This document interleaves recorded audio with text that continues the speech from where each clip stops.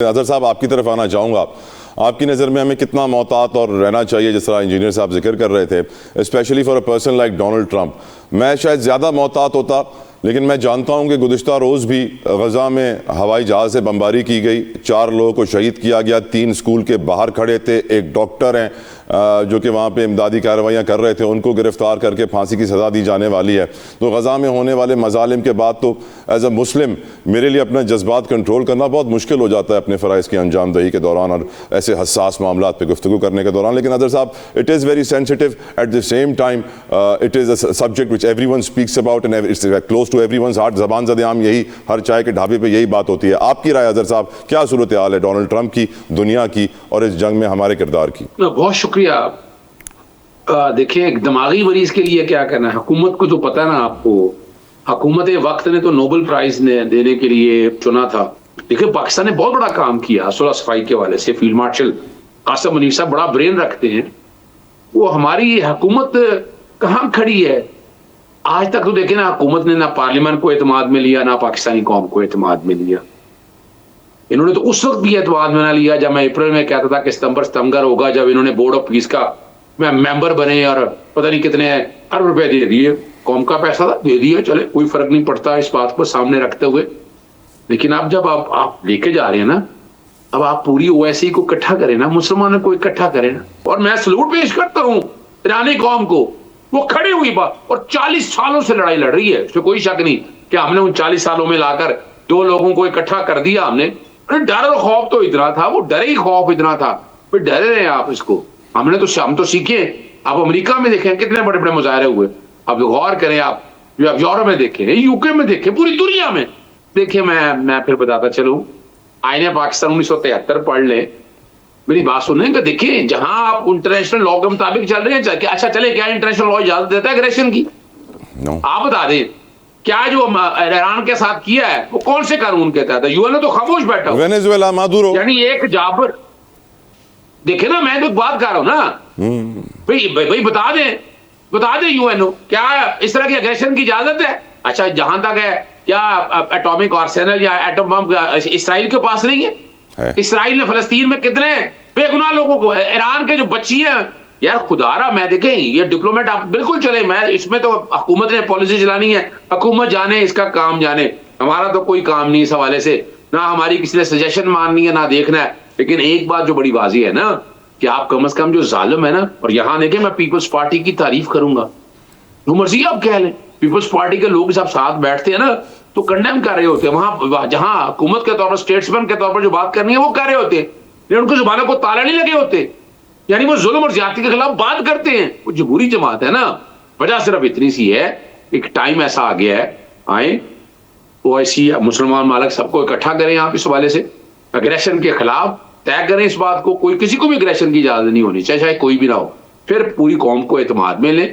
वैसे तो अभी छोटी सी मिसाल देख रहे ना, मैं अभी थोड़ी देर पहले वो लाइट चली गई, यानी पाकिस्तान के अंदर बिजली की इतनी वाफर मिकदार है, इंडस्ट्रियां खत्म हो गई हैं, लोड शेडिंग हो रही है जनाब बिजली की। यहाँ अंदाजा लगाएं, पर गैस भी नहीं अवेलेबल है यहाँ।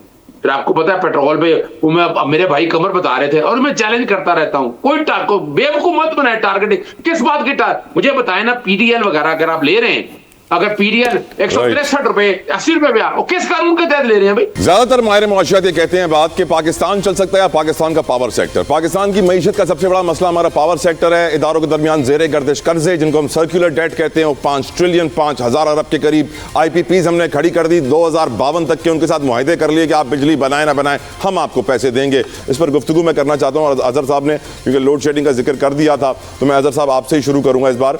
अजहर सिद्दीक साहब, पाकिस्तान के जो पावर सेक्टर के प्रॉब्लम्स हैं, जो आने वाले वक्त में पेट्रोल महंगा होता हुआ नजर आ रहा है, जो बिजली की लोड शेडिंग शुरू हो गई है, जो फर्टिलाइजर महंगा होगा, अशिया खुरोनोश महंगी होंगी, कर्जों की सूरत हाल, सैलरीड क्लास इतना टैक्स दे रहा है जो रियल स्टेट और सरकारी मुलाजमीन इतना नहीं दे सकते हैं। और हमारे वजीर खजाना साहब इस वक्त, जानते हैं आप, इंटरनेशनल मीटिंग्स में हैं, ढूंढ रहे हैं कोई रास्ता कि हम कोई कमर्शियल लोन, कोई यूरो बॉन्ड, को पेंडा बॉन्ड, किसी तरीके से पैसे जनरेट करें, सऊदी अरब को हाँ भर दे। सऊदी अरब सोच रहा है इस वक्त तक भी कि हमें वो शायद पैसे दे दे, कंफर्म नहीं है, 50-50 है, अल्लाह करे दे दे ताकि इनकी मुश्किलात और हमारी मुश्किलात कम हो। अजहर साहब, आपकी राय, क्या मुस्तकबिल है हमारा माशी तौर पे? देखिए, बात तो सच है, मगर रसवाई की, मैं पिछले 30-25 सालों से ना पावर सेक्टर को देख रहा हूं।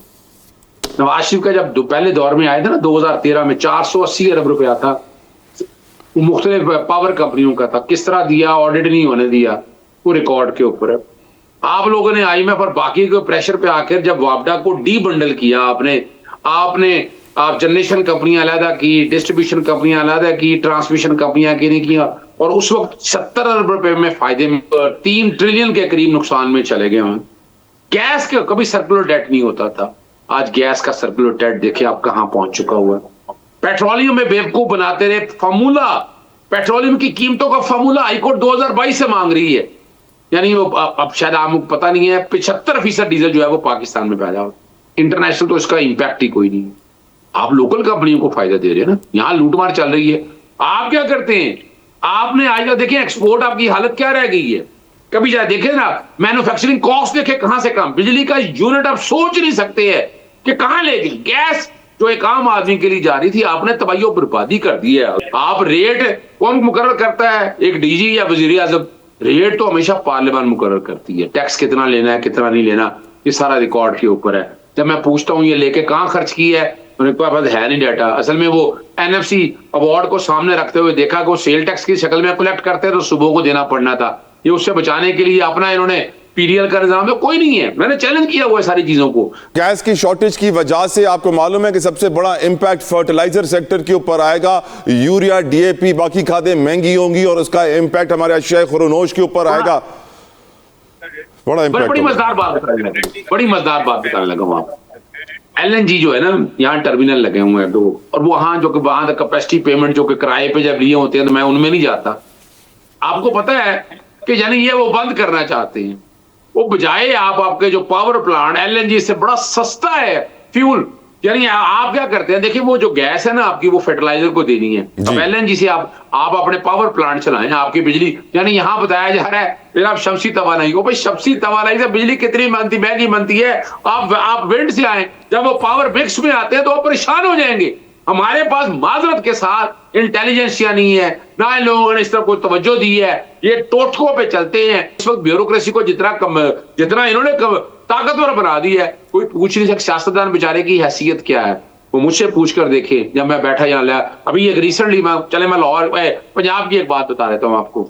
यहाँ सेफ सिटी के नाम पर कैमरे लगाए, सेफ सिटी के नाम पर कैमरे लगाए हैं पिछले 4 महीने में 16 अरब रुपया, और ना कोई रिव्यू है ना कोई अपील है। मैंने वो भी चैलेंज की है। सर, जिस कंपनी ने कैमरे लगाए होंगे वो कैमरे लगाने वाली कंपनी बहुत ताकतवर होगी। आपको मालूम होना चाहिए पाकिस्तान में ताकतवर कंपनियां बहुत सारी मौजूद हैं। मैंने भी इसके ऊपर रिपोर्टिंग की है, जो इलेक्शन के दौरान कैमरे लगे थे, किस मालियत पे लगे थे और वो कौन कंपनी लगवा रही थी। अभी छोड़ दे, हम दोनों के पर जल जाएंगे।